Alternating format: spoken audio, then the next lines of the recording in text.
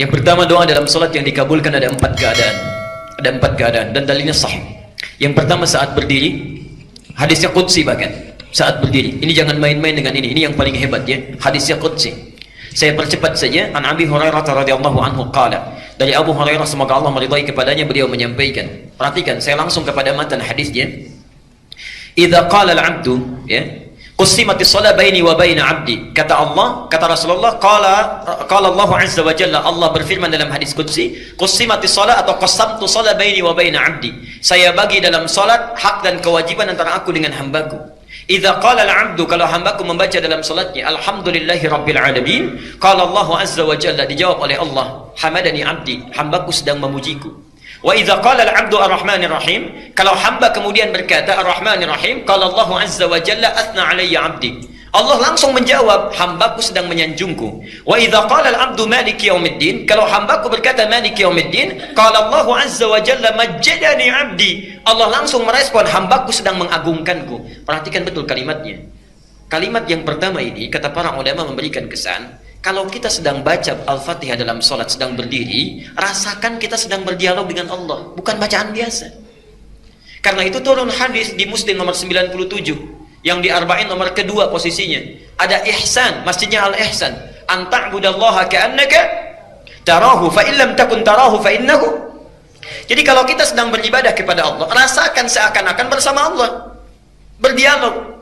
Kalau kita tak mampu menatapnya, yakinkan saat beribadah Allah mengawasi kita. Itu ada jawaban. Yang paling hebat, perhatikan. Wa idza qala al-'abdu, ini poinnya.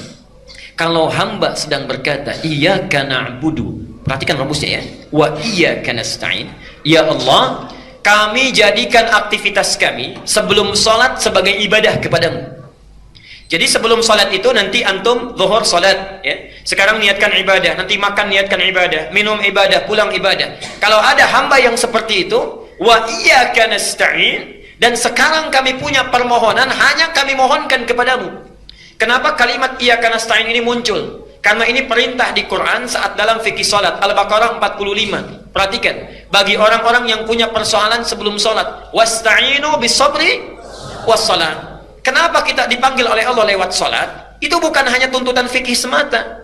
Allah sebetulnya ingin menyelesaikan segala persoalan yang kita bawa sebelum menghadap kepadanya. Seakan-akan ketika mengatakan hayya 'ala shalah, di salat punya masalah apa? Punya problem apa? Punya kesulitan apa yang akan diselesaikan? Ya. Karena itu dalam panggilan adzan setelah hayya 'ala shalah apa? Hayya 'alal falah. Kalau orang salat pasti bahagia karena masalahnya selesai. Karena itulah ketika kita mengucapkan iyyaka na'budu, ya Allah, adabnya saya sudah beribadah kepadamu, sekarang punya permohonan hanya kepadamu saya panjatkan. Apa jawabnya? Hadza baini wa baina 'abdi, inilah komitmen antara aku dengan hambaku. Wali 'abdi, perhatikan kalimatnya, wali 'abdi, dan untuk hambaku yang telah menjadikan aktivitasnya sebagai ibadah itu, masalah apapun yang engkau minta saat ini aku akan berikan. Aku akan berikan. Dan itu sudah dipraktekkan oleh Nabi Zakaria sejak muncul perintah solat di awal-awal. Jadi solat itu bukan hanya pada Nabi Muhammad, Nabi Isa solat, Nabi Musa solat, Nabi Zakaria solat, tapi caranya tidak sama dengan kita. Perhatikan hebatnya cara Allah mengabulkan doa. Saya mau tanya, kalau suami istri sudah menikah puluhan tahun belum punya keturunan, suaminya sudah divonis sepuh, istrinya divonis monofos dan mandul, secara medis mungkin tidak punya anak. Secara medis mustahil punya anak. Nabi Zakaria bangun, masuk ke mihrabnya.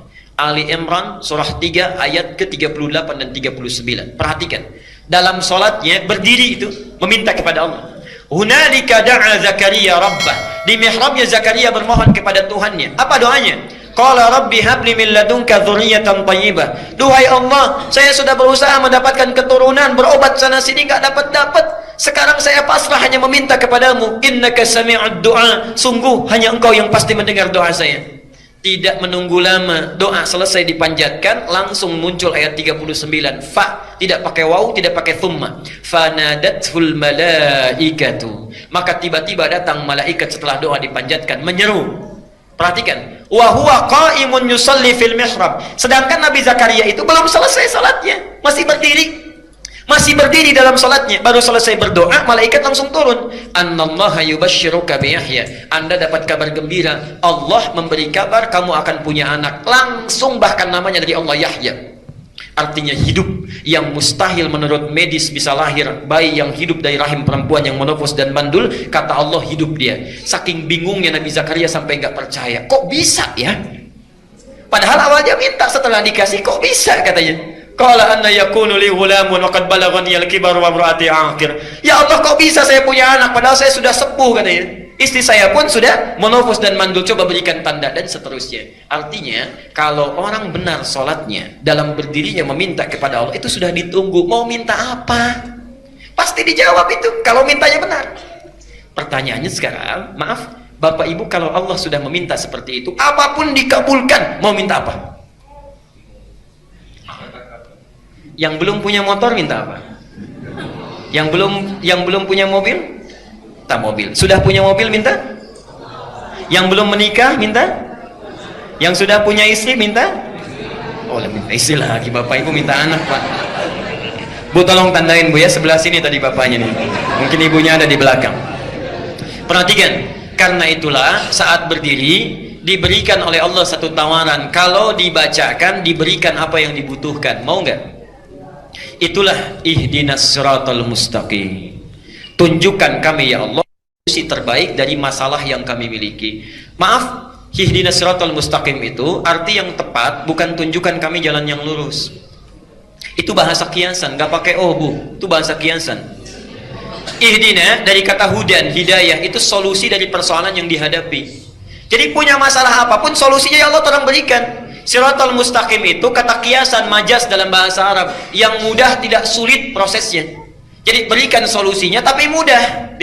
Jadi ketika kita meminta dalam sholat, itu minta ya Allah, saya punya masalah, tolong berikan. Diberikan oleh Allah satu bacaan, dibaca. Jadi yang punya masalah di rumah tangga diberikan solusinya, yang punya masalah di pekerjaan diberikan solusinya. Dan itu bukan solusi biasa. Siratal ladzina an'amta alaihim, nikmat. Ghairil maghdubi alaihim, Allah tidak murka dengan apa yang dikerjakan, waladhdallin, dan tidak tersesat dalam mengerjakannya, mudah dikerjakan. Jelas sampai di sini? Baik. Yang jadi persoalan, kalau sudah dikasih cukup tidak?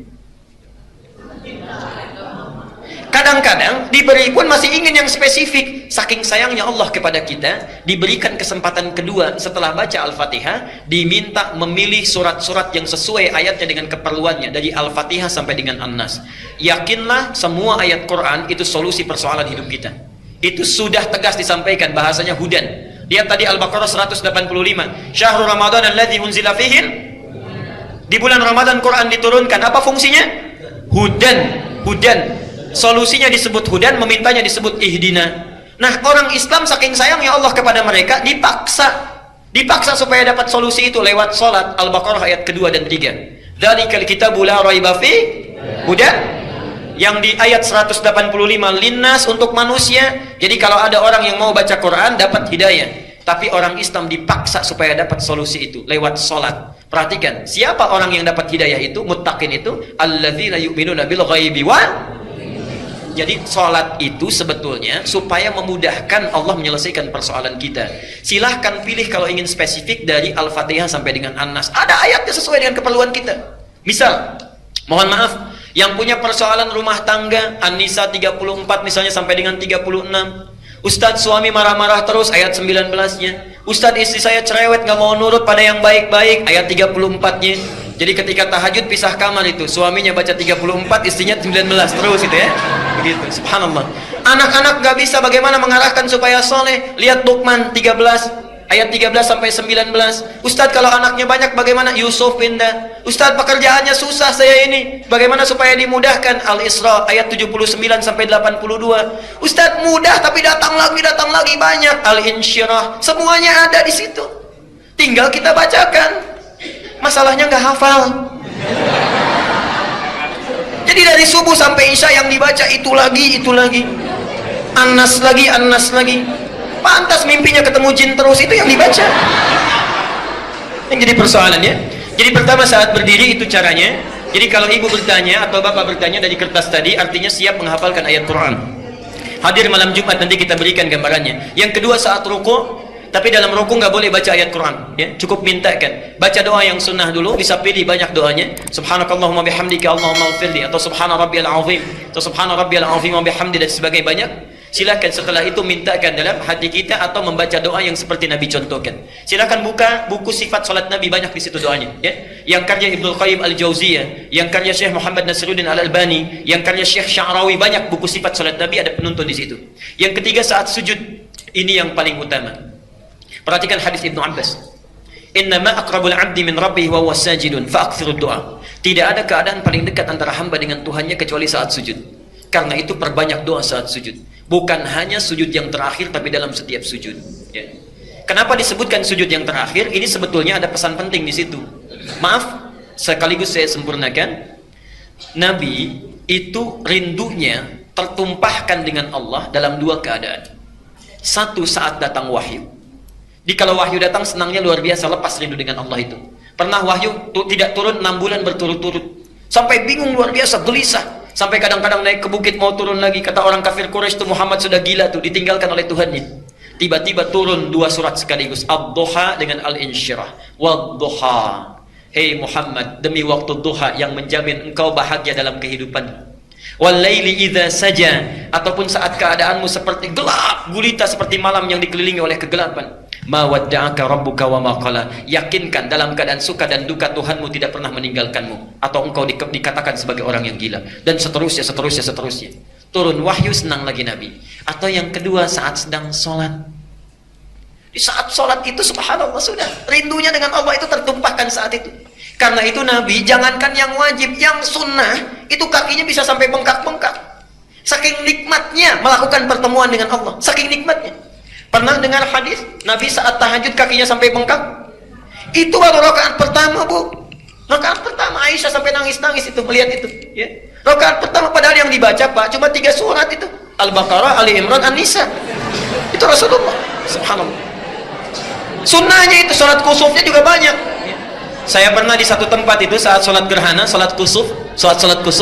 Sebelum dimulai solat, saya maju ke depan, saya sampaikan, Bapak dan Ibu sekalian, apakah kita akan solat sesuai sunnah Nabi atau mirip-mirip Nabi? Kompak. Sesuai sunnah Nabi, Pak. Baik, saya bilang. Saya teruskan lagi. Kalau sesuai sunnah Nabi, karena salat kusuf itu 2 rukuk 2 sujud, akan 4 kali baca surat, maka insya Allah surat pertama saya baca Al-Baqarah, kedua Ali Imran, ketiga An-Nisa, keempat Al-Maidah. Mirip-mirip sunnah Nabi, Pak. Ada lain tuh, ya.